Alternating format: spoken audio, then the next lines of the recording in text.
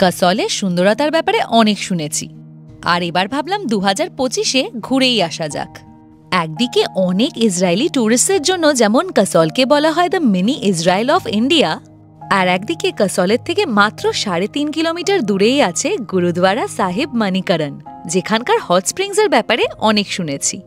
আগের দুটো ভ্লগে আপনারা নিশ্চয়ই দেখেছেন যে কিভাবে কলকাতা থেকে সিমলা পৌঁছালাম আর সিমলাতে কোন কোন জায়গা সাইট সিইং করলাম।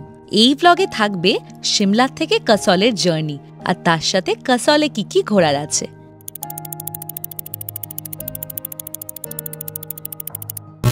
Hello everyone, welcome back to my channel Uronchondi মেঘনা। আজকে হলো 18 এপ্রিল 2025, আর আজকে আমরা সিমলা থেকে চলে যাচ্ছি কাসল।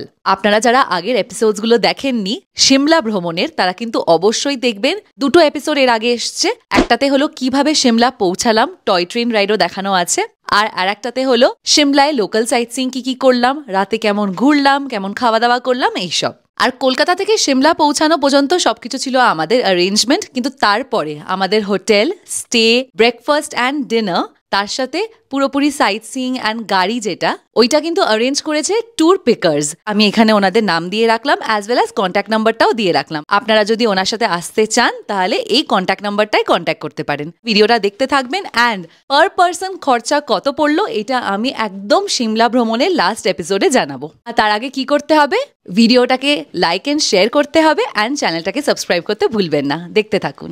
এত লম্বা জার্নি শুরু করার আগে পেট পুজোটা তো করতে হবে, আর তার সাথে ব্রেকফাস্ট আমাদের প্যাকেজে ইনক্লুডেড। তাই জন্য চলে গেলাম ওদের রেস্টুরেন্টে আর খাওয়া দাওয়াটা সেরে ফেললাম। বেরিয়ে গেলাম 9:45 বাজে। আমাদের 9টায় বেরোনোর কথা ছিল, কিন্তু আমরা এতক্ষণ ব্রেকফাস্ট করছিলাম। সিমলাতে কিন্তু ভালোই গরম, আমরা তবু এগুলো পরে নিয়েছি লাগেজটাকে একটু হালকা রাখার জন্য, বাট গরম তো খুবই। দেখি ওইদিকে টেম্পারেচার কেমন হয়। বলে দিই যে কাসল কিন্তু সিমলার থেকে নিচে অল্টিটিউডে, কিন্তু টেম্পারেচারটা কম হয় কেন, যে ওইটা হিমালয়ান রেঞ্জের কাছে বলে। গিয়ে দেখা যাবে টেম্পারেচার কেমন, কিন্তু গুগলে কিন্তু ওখানে কম টেম্পারেচার দেখাচ্ছে। তো চলুন আপনারা আমাদের সাথে জার্নিটা এক্সপিরিয়েন্স করুন।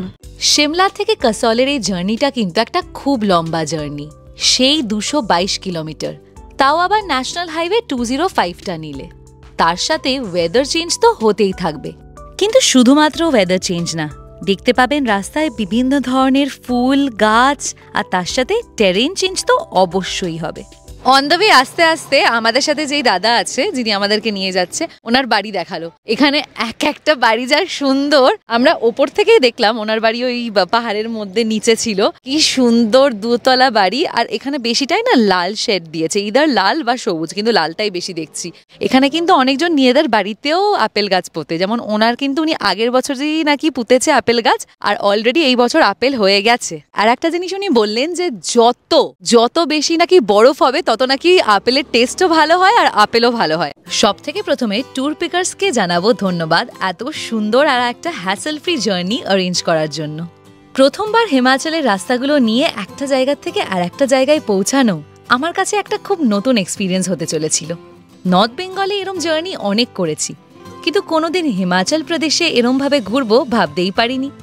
আমি জানি আপনারা ক্লান্তি দূর করতে আর খুশি হতে সবসময় ছুটে চলে যান পাহাড়ে, কিন্তু শুধু গন্তব্যে পৌঁছানোর অপেক্ষায় থাকবেন না, এই জার্নিটাকে এনজয় করবেন। অনেককে দেখেছি পাহাড়ের জার্নিতে ঘুমিয়ে পড়ে। আমি সাজেস্ট করব এইটা কিন্তু ভুল করেও করবেন না। রাস্তার মাঝে এরম ফল খাবার বা জুস খাবার কিন্তু অনেক জায়গা আছে, অনেকগুলোই আপনারা রাস্তার মাঝে পেয়ে যাবেন। এত গরম, বেশি করে ফল জুস এগুলো খাবেন। আমরা একটা এখানে রাস্তায় এরম পেলাম, আখের রস খাচ্ছি, খেয়ে নিয়ে আবার এগোবো। এত গরম তো, রাস্তায় যেখানেই দেখতে পাবেন। এখানে অনেক ভালো ভালো বড় বড় তরমুজ দেখলাম, আর ওই তরমুজগুলো কিন্তু আমাদের কলকাতায় পাওয়া যায় না, আমাদের পুরো সবুজ পাওয়া যায়। ওদের একদম সেই হালকা সবুজের মধ্যে ডার্ক সবুজের লাইন দেয়া ওরম। তো ওইগুলো খাবেন, যেখানে দেখবেন জুস তৈরি হচ্ছে বা কাট ফ্রুটস দিচ্ছে, খেয়ে নেবেন। সুগার কেন জুস খেয়ে আমরা আবার দিলাম রওনা। আর যারা আমার মতন প্রথমবার আসছেন হিমাচল প্রদেশ, দেখবেন এখানে অনেক টানেলস আছে যেগুলো সব আপনারা ক্রস করবেন। আর টানেল ক্রস করে আমরা পৌঁছে গেলাম মান্ডি। রেডি থাকবেন, কারণ মান্ডিতে কিন্তু মারাত্মক গরম। আমরা যে মান্ডি দিয়ে যাচ্ছি, পাহাড়গুলোর থেকে কেটে কেটেই সিমেন্ট তৈরি হয়, পাহাড়গুলো দেখে বুঝবেন। আর এই জায়গাতেই কিন্তু ফ্যাক্টরি আছে। আমি একটা শট নিয়েছি, কেন যে অবভিয়াসলি ওখানে তো আর ঢোকা অ্যালাউড না, বা ওটা তো একটু দূরে। আর এই গাছ কেটে পাহাড় ভাঙার জন্যই কিন্তু এখানে গরম আরো বেড়ে চলেছে। মান্ডিতে এতটাই গরম যে অনেক বাড়িতে দেখলাম এসি লাগানো আছে। এখন যেখান দিয়ে যাচ্ছি এই জায়গাটার নাম হলো সুন্দরনগর লেক। আমি এক্স্যাক্টলি লেকের সামনেটায় যাব। রাস্তার উপর দিয়ে আপনারা লেক দেখতে পাবেন, কিন্তু হালকা দেখা যায়, একটু নেমে আসলে আরো বেশি দেখা যাবে। এটা হলো মান্ডি যাওয়ার পথে। আমরা এখন কাসল যাচ্ছি। মান্ডি আর জাস্ট কিলোমিটার বাকি, তার আগেই হলো এই লেকটা।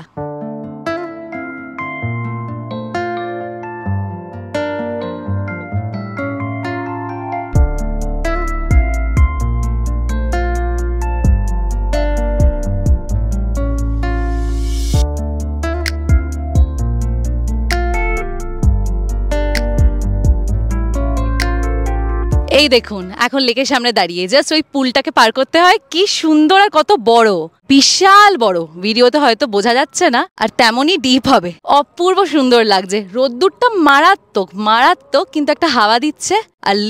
আর লেকের ওপারে হলো সবুজ পাহাড়, পুরো দারুণ লাগছে। এইটা তৈরি করা হয়েছিল বিয়াস রিভার আর সতলুজ রিভারের যে প্রজেক্টটা হয়েছিল ওইটার জন্য এটা তৈরি করা হয়েছিল। বিয়াস নদীর থেকে কিন্তু এখানে জল আসে, আর দিয়ে যেই জলটা স্টোর হয় এখান থেকেই কিন্তু পাওয়ার জেনারেট হয়, যেটা চলে যায় দিহার পাওয়ার হাউসে। হিমাচল প্রদেশের মান্ডি ডিস্ট্রিক্টে পড়ছে এই নদীটা।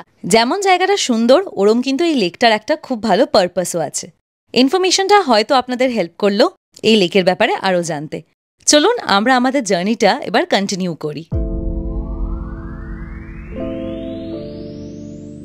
আপনাদেরকে বাড়িয়ে চাড়িয়ে কোনো জায়গার ব্যাপারে বলবো না, সত্যি বলছি। এতক্ষণ যে রাস্তা দিয়ে আসলাম, মুগ্ধ হওয়ার মতন কোনো সিনিক ভিউ কিন্তু পেলাম না। যেটা দেখতে পেলাম সেটা হলো পাহাড় ভাঙা হচ্ছে, যাতে রাস্তা আরও চওড়া হয়। জানি এতে মানুষের সুবিধা হবে, কিন্তু প্রকৃতির যে ক্ষতিটা হচ্ছে সেটার কি? গরম থেকে অস্থির হয়ে এবার ভাবলাম একটা লাঞ্চ ব্রেক নেওয়া যাক, আর ঢুকে পড়লাম একটা ঢাবায়। এখন বাজে 3:10 আর আমরা এখন এসছি লাঞ্চ করতে। মান্ডি ক্রস করে গেছি, আর মান্ডিতে বললাম না পরশুদিন সিমলায় মারাত্মক ঝড় বৃষ্টি হয়েছিল। দুখানা বাস, বড় বড় বাস পুরো উল্টে গেছে, ওগুলো পড়ে আছে এখনো। তার উপরে না ওই জায়গাটা একটু রিস্কি, ওখানে কাজ চলছে আর ওখান থেকে পাথর পড়ে, তাই জন্য ওইখান থেকে তাড়াতাড়ি করে গাড়িগুলোকে যেতে বলে, কিন্তু খুব জ্যাম। তাড়াতাড়ি যেতে বলে লাভ নেই, ওখানটা এত জ্যাম। আর আজকে যেহেতু গুড ফ্রাইডে, আজকে হলো 18 এপ্রিল 2025, আজকে সব দিল্লি হরিয়ানা থেকে গাড়ি সব চালিয়ে এসছে, কেন 3 দিন ওরা ছুটি পাচ্ছে। বাঙালিদের কাছে যেমন দীপুদা ছুটি পেলেই ওখানে ছুটি আমরা, সেটা হলো দীঘা, পুরী আর দার্জিলিং। ওইরকমই এদের কাছে হলো সিমলা, মানালি, এই কুলু মানালি এইসব। লাঞ্চে আমার শাশুড়িমা নিয়েছিল ব্রেড টোস্ট অ্যান্ড চা, রনেত নিয়েছিল চিকেন থালি, আর আমি নিয়েছিলাম মশালা দোসা। লাঞ্চ করে ঢাবার থেকে বেরোতে না বেরোতেই দেখি সিনিক ভিউটা পুরো পাল্টে গেল। জানি না খাওয়া দাওয়া করে মন আরো ভালো হয়ে গেছিল, নাকি সত্যি জায়গাটা এত সুন্দর হয়ে গেল। এবার লাগছিল যে আমরা আছি হিমাচল প্রদেশে, আর কাসলের মতন সুন্দর জায়গার দিকে যে এগোচ্ছি আরও বোঝা যাচ্ছিল। এখন আমরা যেখান দিয়ে যাচ্ছি এইটা হলো পান্ডো ড্যাম, আর এই ড্যামকে ঘিরে দাঁড়িয়েছিল বিশাল বিশাল পর্বত। পর্বতগুলো বড় বড় গাছে ঘেরা, আর ওইটার রিফ্লেকশনের জন্যই দেখুন জলটা হয়েছিল সবুজ রং। এক্ষুনি আপনাদের যে ড্যামটা দেখালাম ওটার নাম হলো পান্ডো ড্যাম। খুব সুন্দর, কিন্তু ওখানে নামা অ্যালাউড না, তো ওখানে গাড়ি দাঁড়াবে না। আপনারা অন দ্য ওয়ে গাড়ির থেকে কিন্তু ভালোভাবেই দেখতে পাবেন। আমি ওইভাবে ভিডিওটা তুললাম। একদিকে যখন এই দিকটায় চলে এসেছি, ডান দিকটায় হলো জলটাকে পুরো আটকে রাখা, তো ওইদিকে বেশি ডিপ, আর আস্তে আস্তে ওই দিকটায় ছাড়ছে। তাই জন্য যখন আমরা প্রথমে আসছিলাম একদম হালকা জল, শুকনো শুকনো, কিন্তু এই দিকটা কিন্তু জল ভর্তি। খুব সুন্দর লাগছে এই জায়গাটা। এখন দেখে মনে হচ্ছে পুরো সেই তিস্তা নদী যেমন যায় ওরম বিয়াস নদী যাচ্ছে, আর এখানে পাহাড়গুলো খুব সবুজ। তাই জন্য এই জায়গাটা আমার আসলে এই জায়গাটা বেশি ভালো লাগছে। হ্যাঁ, ফাইনালি আমি মুগ্ধ হয়েছিলাম। মান্ডি ক্রস করার পর দৃশ্যটা পুরো পাল্টে গেল। উঁচু পাহাড়, পাশ দিয়ে চলে যাচ্ছে বিয়াস নদী, আর নদীর ওপর দিয়ে চলে যাচ্ছে রোপওয়ে। বুঝতেই পারছেন দেখতে কতটা সুন্দর লাগছিল। তারপর লক্ষ্য করলাম যে যত আমাদের জার্নি কন্টিনিউ হতে থাকলো, পাহাড় যেন আমাদের কাছে চলে আসছে। চওড়া রাস্তাগুলো হয়ে গেল সরু। আচ্ছা, এর মাঝে বলে দিই, আপনারা অনেকজনই হয়তো ভাববেন যে কখন পৌঁছাবে কাসল। পৌঁছাবো নিশ্চয়ই, কিন্তু তার আগে আপনাদেরকে সিমলার থেকে কাসলের এই সুন্দর জার্নিটা কিভাবে না দেখাই বলুন তো।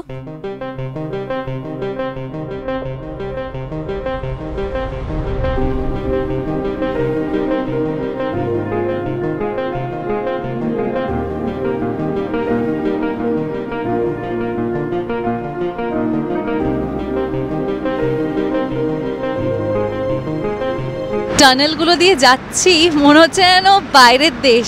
আমার সত্যি বিশ্বাস হচ্ছে না যে এটা আমাদের ইন্ডিয়াতেই, কেন এই দিকটা আমি সত্যি কোনোদিন আসিনি। আমি পাহাড় যা ঘুরেছি ওই নর্থ বেঙ্গল আর নর্থ ইস্ট, এই দিকে আমি কোনোদিন আসিনি। এত পরিষ্কার, এত সুন্দর চওড়া রাস্তা, ওরমই স্পিডে গাড়ি চলছে, দারুণ লাগছে। পুরো লাইট দেয়া, খুব সুন্দর, এত ওয়েল ডেভেলপড।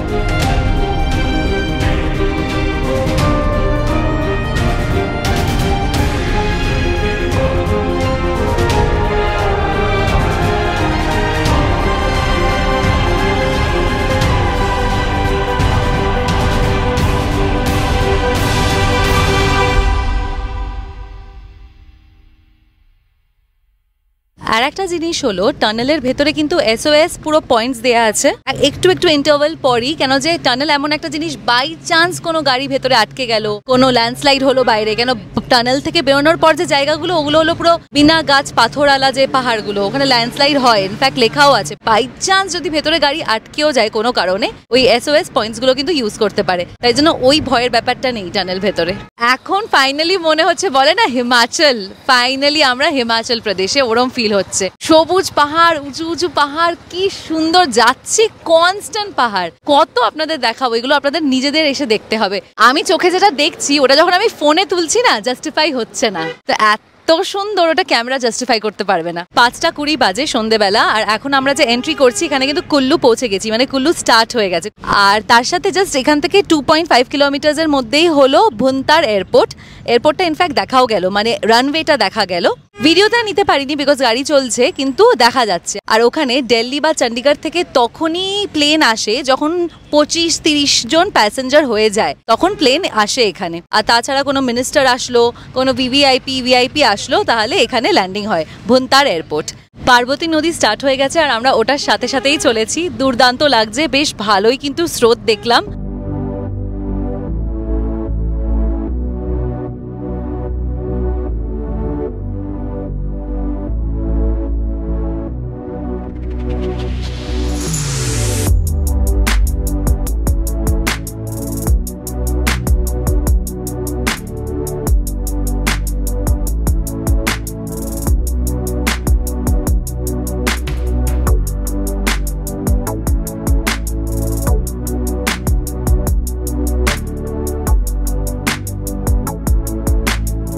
সন্ধ্যেবেলা 6:38 বাজে আর আমরা এখন কাসল মার্কেট দিয়ে যাচ্ছি। এখানে কিন্তু বৃষ্টি শুরু হয়ে গেছে। এই যে কাসল মার্কেটটা মানে ভর্তি হোটেল।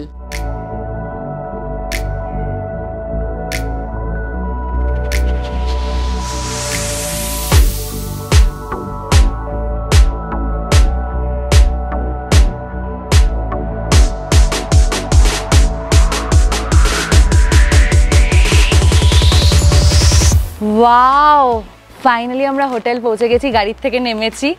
আপনাদেরকে দেখাবো, ওটা আপনারা দেখে বিশ্বাস করবেন না ভিউটা কি আসছে। একদিকে হলো স্নোক্ল্যাড মাউন্টেন্স, মানে দুর্দান্ত, এখন মেঘে ঢেকেছে বৃষ্টিটার কারণে। আর এইদিকে পুরো পাইন ট্রিজ, আর ওই দিকটায় হলো নদী যাচ্ছে, স্ট্রিম যাচ্ছে। হোটেলের নামটা বলে দিই, হোটেলের নামটা হলো দ্য রিভার গার্ডেন। আর একদমই ঠিক, কারণটাও বলবো কেন। তার জন্য আমাদেরকে হোটেলের পিছন দিকটায় যেতে হবে। ফাইনালি হোটেলে পৌঁছে গেছি, আর হোটেলের নাম হলো দ্য রিভার গার্ডেন। আপনাদেরকে রুম ট্যুর অবশ্যই দেব, কিন্তু তার আগে বাইরের ভিউটা দেখানো একদমই উচিত। ওই যে জায়গাটা চোখের সামনে, ওইটাই কিন্তু বরফে ঢাকা পাহাড়। শুধুমাত্র বৃষ্টির কারণে এখন ওখানটা ক্লাউডি হয়ে গেছে। যতক্ষণ ধরে আমরা এসেছি ততক্ষণ কিন্তু আমরা বরফ দেখতে দেখতেই এসেছি। এবার এই হোটেলটাকে কেন বলা হচ্ছে দ্য রিভার গার্ডেন, ওটা একটু দেখিয়ে দিই।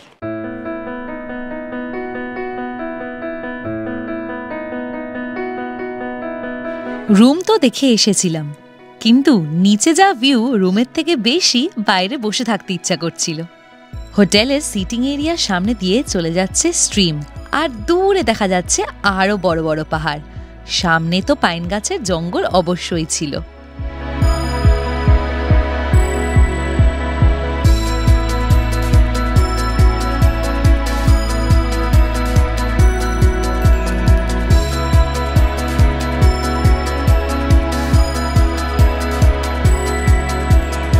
আপনাদেরকে আমি বলে বলে বোঝাতে পারবো না, দেখিও হালকা বোঝাতে পারবো, কিন্তু এতটা বোঝাতে পারবো না যে জায়গাটা কি লেভেলের সুন্দর। এখানে পুরো ওই যে ওইখান থেকে শুরু হচ্ছে, আর ইনফ্যাক্ট ওই পর্যন্ত, যেটা আপনাদেরকে অলরেডি ভিডিওতে দেখিয়েছি, বসার জায়গা করা, ওপরে কিন্তু এরকম টেন্ট দেয়া, তো আপনারা ভিজবেন না। এখন যদিও আমি একটুখানি ভিজছি ভিডিওটা করতে করতে, কিন্তু বসে থাকলে আপনারা ভিজবেন না। এই কটা টেবিল বাইরে, তাছাড়া সব কটাতে শেড আছে। অ্যান্ড ঠিক তার সামনে, এক্স্যাক্টলি তার সামনে বড় বড় বোল্ডার্স, এখান দিয়ে পুরো স্ট্রিম চলে যাচ্ছে, পুরো টানা।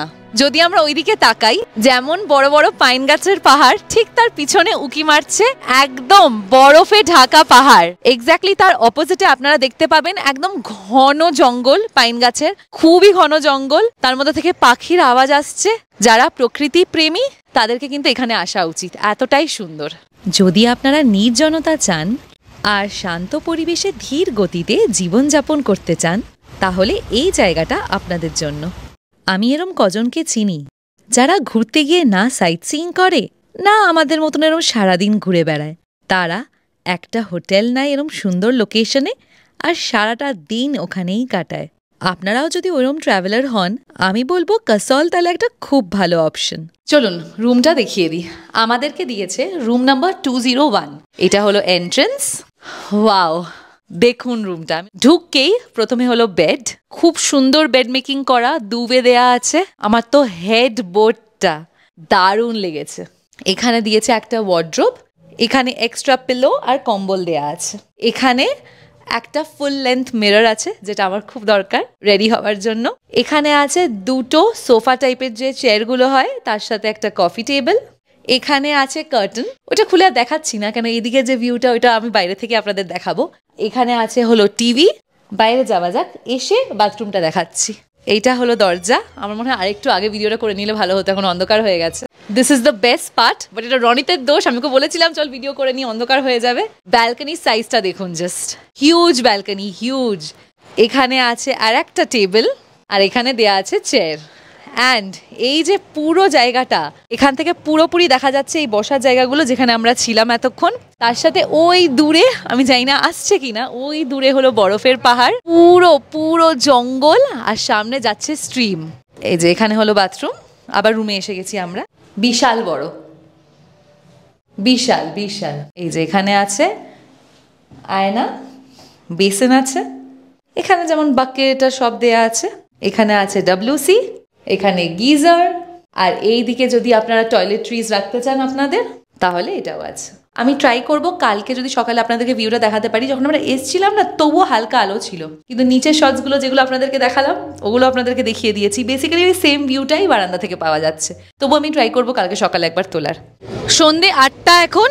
আমরা তো এমনি আজকে লেট পৌঁছেছি, ভিউ রাস্তায় ঘ্যামা পেয়েছি, বাট এখানে পৌঁছাতে পৌঁছাতে খুবই লেট হয়ে গেছে। মানে এখানে বসে যে আমরা ভিউটা দেখবো বা রিল্যাক্স করবো, এটা আর হলো না। কেন যে দেখলেন তো, আপনাদের ভিউ দেখাতে দেখাতেই অন্ধকার হয়ে গেল। রুম থেকে তো ভিউ পুরোই অন্ধকারই দিলাম, বাট অসুবিধা নেই, কালকে ট্রাই করবো। না হলে ভিউটা অন্ধকারে কেমন লাগছে সেটা তো বুঝতে পারছেন। আর এবার আমরা হেঁটে হেঁটে যাচ্ছি এখন মার্কেটে, কাসলের যে মার্কেট। আমাদের হোটেল থেকে কাসলের মার্কেট একদম হাঁটা পথ, জাস্ট সেকেন্ডের জন্য হাঁটতে হবে আর মার্কেট চলে আসবে। আর এই হাঁটতে হাঁটতেই দেখলাম যে এখানে কত হোটেল। চলুন এবার আপনাদেরকে মার্কেটে নিয়ে যাই।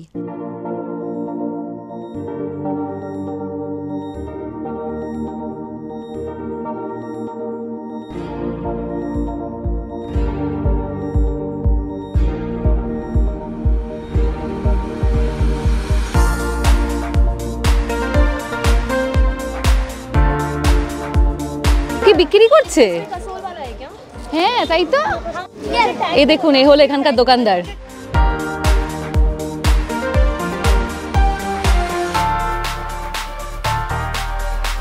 नाम बोलो। शुभम। शुभम, तुम यहाँ से ही हो क्या? मैं नेपाल से। हाँ, नेपाल से। नेपाल से हो तो इधर कैसे आए? डैडी में पता क्या है? हम लोग की रिलेटिव नेपाल से है, पता है? नाम क्या है? मेरा गांव तो बागलून है। हाँ,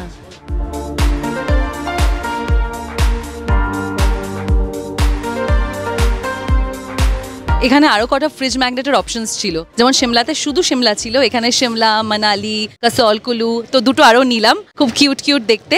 আর একটা জিনিস হলো, এখানে যা জিনিস পাওয়া যাচ্ছে সব হলো হেপি স্টাইল, যেটা কি খুব অবভিয়াস কাসলে এগুলো বিক্রি হবে। সিমলার মল মার্কেট কিন্তু অনেক বড়, কিন্তু কেউ যদি বলো কালেকশন আমার কোথায় বেশি ভালো লেগেছে, আমি কিন্তু বলবো কাসলের মার্কেট।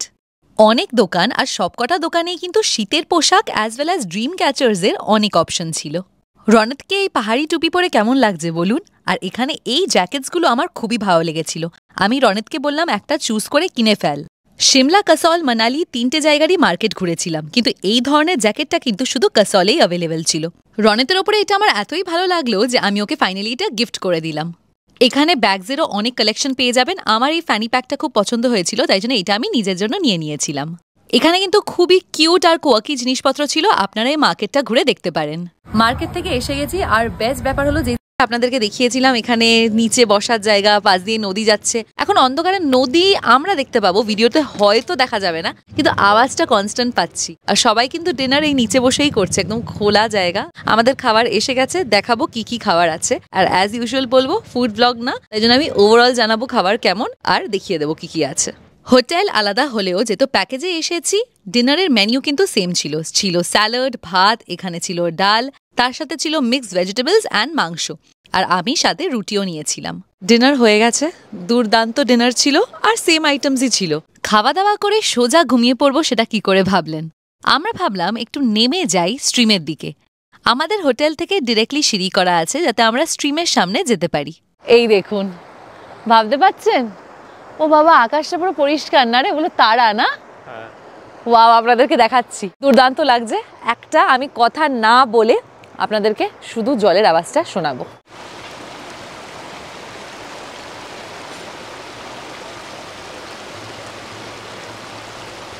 আর এই নির্জনতার জন্যই তো আমার পাহাড় এতটা বেশি ভালো লাগে। যখন পুরো কাসলে সবাই পার্টি করছিল আর বাকিরা ঘুমাচ্ছিল, আমি আর রনেত চলে আসলাম নদীর পাড়ে। সেই রাতে মনে হচ্ছিল যে আমরা মানুষদের থেকে অনেক দূরে কোথাও একটা প্রকৃতির মাঝখানে এসে গেছি। কিন্তু প্রকৃতির মাঝখানে নিজেকে না হারিয়ে মনে হলো যেন নিজেদেরকে আরো খুঁজে পেলাম।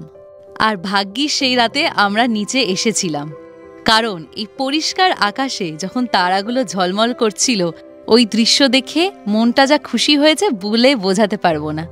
ভিডিও শেয়ার করছি না কেন যে ফোনের ভিডিওতে নাইট স্কাই ভিউটা ওরম আসছে না, বাট ছবি অবশ্যই শেয়ার করলাম, আর এক্স্যাক্টলি এর থেকেও বেশি সুন্দর লাগছিল। আজকে হলো 19 এপ্রিল 2025। আমরা এখন কাসলে। আজকে আমরা বেরিয়ে যাচ্ছি মানালির জন্য, কিন্তু এখন আমরা বেরোচ্ছি না, এখন বাজে সকাল 7টা। এখন আমরা ডিরেক্ট চলে যাচ্ছি কটা জায়গা দেখতে, তারপরে এসে এখানে ব্রেকফাস্টটা সারবো, দিয়ে ডিরেক্ট বেরিয়ে যাব মানালির জন্য। সকাল সকাল আমরা চলে যাচ্ছি গুরুদ্বারা সাহেব মণিকরণ, যেটা কাসল থেকে একদমই কাছে। সকালটা শুরু হয়েছিল বৃষ্টি দিয়ে, নিশ্চয়ই মেঘলা আকাশ দেখে বুঝতে পারছেন। এই পাহাড়গুলো যেগুলো আগের দিন সন্ধ্যেবেলা দেখেছিলাম অন্ধকারে, ওগুলো এখন দেখতে কিন্তু আরো বেশি সুন্দর লাগছিল। পৌঁছে গেছি গুরুদ্বারা সাহেব মণিকরণ, আর পৌঁছাতে পৌঁছাতে বৃষ্টি আরো বেশি জোরে শুরু হয়ে গেল। অনেকেই হয়তো জানেন না যে কাসলের ওয়েদার খুব আনপ্রেডিক্টেবল।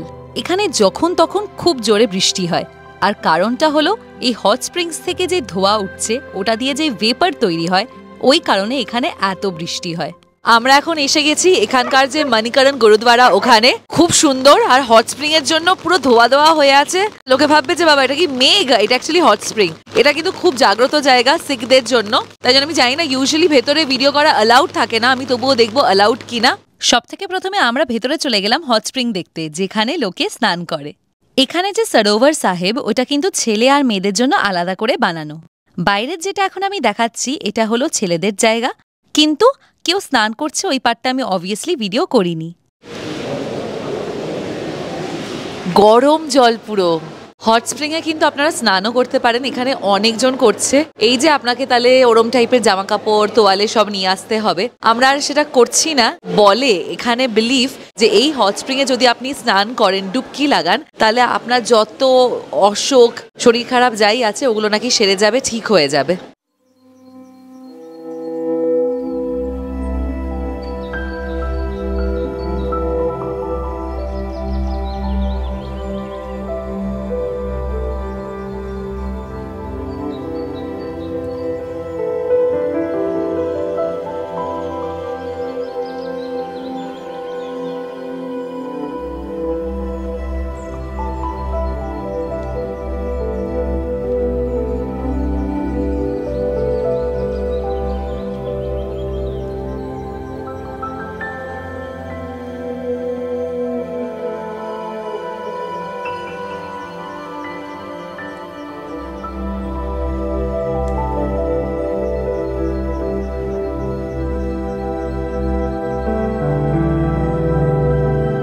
এখানে লঙ্গারও আছে, যারা আপনারা লঙ্গার থেকে খেতে চান খেতে পারেন। আমাদের ব্রেকফাস্ট ইনক্লুডেড আছে বলে আমরা আর খাচ্ছি না। গুরুদ্বারার একদম ভেতরে যেখানে মেন প্রার্থনার জায়গা, ওখানে আমি ভিডিও নিইনি। ওখানে ভিডিওগ্রাফি অ্যালাউড না, ওরম ভাবে লেখা ছিল না, লেখা ছিল please switch off your phone and no selfies allowed. এটা শিখদের একটা সেন্টিমেন্টাল জায়গা, ওটা আপনারা নিজেরাই এসে দেখে যান। খুব শান্তির একটা জায়গা, খুব সুন্দর লাগলো। আপনারা যদি ট্যুর পিকার্সদের সাথে আসেন তাহলে আপনাদের ব্রেকফাস্ট ইনক্লুডেডই থাকবে। ব্রেকফাস্ট ইনক্লুডেড থাকলেও অসুবিধা নেই, আপনারা এখানে চাটা খেতে পারেন, তাহলে হবে যে লঙ্গার থেকে কিছু একটা খেলেন। গুরুদ্বারার ঠিক পিছনটায় হলো শিব মন্দির, আর এখানেই কিন্তু ভাত তৈরি হচ্ছে। ভাবতে পারছেন জলের যে এতটাই মানে গরম, যে যখন আমরা ভেতরে ঢুকছি মাটি গরম হয়ে আছে, ফ্লোরটা পুরো গরম হয়ে আছে, রুমটা গরম হয়ে আছে, এত গরম লাগছিল মনে হচ্ছিল সোয়েটার সব খুলে দিই। বাইরে কিন্তু আবার ঠান্ডা, আর এখানে ভাতগুলো তৈরি হচ্ছে, কোনো আগুন নেই, কিছু নেই, ওই জাস্ট হট স্প্রিং এর গরম জল আর গরম যে ধোয়া ওটাতেই কিন্তু তৈরি হচ্ছে। ভাবতে পারছেন? এবার চলুন শিব মন্দিরটায় যাওয়া যাক। মণিকরণের কিংবদন্তি অনুসারে একবার শিব এবং পার্বতী পাহাড়ে ঘেরা একটি সবুজ স্থানে আবির্ভূত হন। এই স্থানের সৌন্দর্যে মুগ্ধ হয়ে তারা সেখানে কিছু সময় কাটানোর সিদ্ধান্ত নেন। বিশ্বাস করা হয় যে তারা আসলে এখানে 1100 বছর কাটিয়েছিলেন, আর ওনাদের এখানে থাকার সময় পার্বতী মা ওনার একটি কানের দুল স্রোতের জলে হারিয়ে ফেলেন। এই হারানোর থেকে বিরক্ত হয়ে পার্বতী মা শিব ঠাকুরকে বলেন দুলটা ফিরিয়ে আনতে, আর শিব ঠাকুরও ওনার পরিচারককে পার্বতীর জন্য এই দুলটি খুঁজে আনার নির্দেশ দেন। কিন্তু ওনারা যখন ব্যর্থ হন, মহাদেব তখন অত্যন্ত ক্রুদ্ধ হন।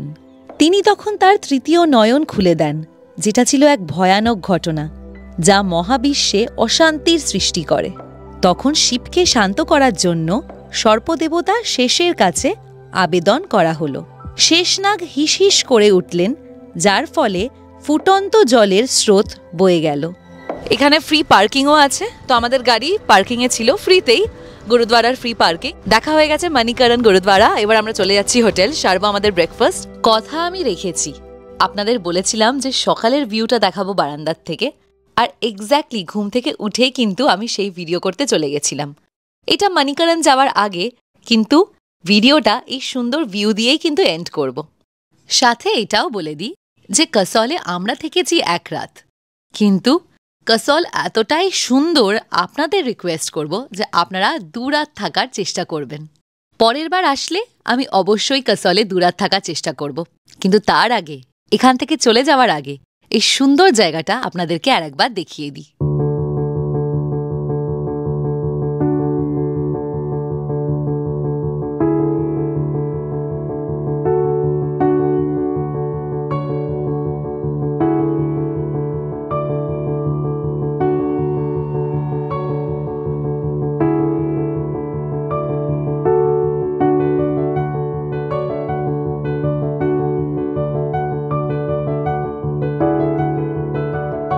যারা সত্যি প্রকৃতিকে ভালোবাসেন, মাঝে মাঝে মনে হয় না যে কেনই আমরা মানবজাতি এত বেশি মডার্নাইজ হলাম।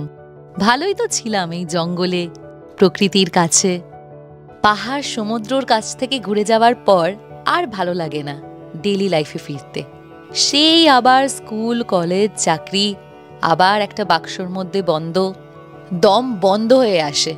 তখন মনে হয় যাই 2-3 দিনের জন্য কোথার থেকে অ্যাটলিস্ট ঘুরে আসি, সে পাহাড় হোক, সমুদ্র হোক বা জঙ্গল। আর ধন্যবাদ জানাবো ইউটিউবকে, যে বাড়িতে বসেও আমি কত জায়গারই যে ভ্রমণ করি, আর ওই জায়গা ঘোরার আমার ইচ্ছাও জাগে। হোপ আমার ভিডিওস দেখেও আপনাদের মন ভালো হয় আর ঘোরার ইচ্ছা আরও জাগে। হোপ আমার ভিডিওস দেখে আপনারাও ঘুরতে যাবেন আর আমাকে কমেন্টসে জানাবেন যে কেমন হলো আপনাদের ভ্রমণ। আজকের ব্লগ তাহলে এখানেই এন্ড করছি। বেরিয়ে যাচ্ছি মানালির জন্য, যেটা আসবে পরের এপিসোডে। তার আগে ভিডিওটা লাইক অ্যান্ড শেয়ার করতে ভুলবেন না, অ্যান্ড চ্যানেলটাকে সাবস্ক্রাইব করতে ভুলবেন না। বাই।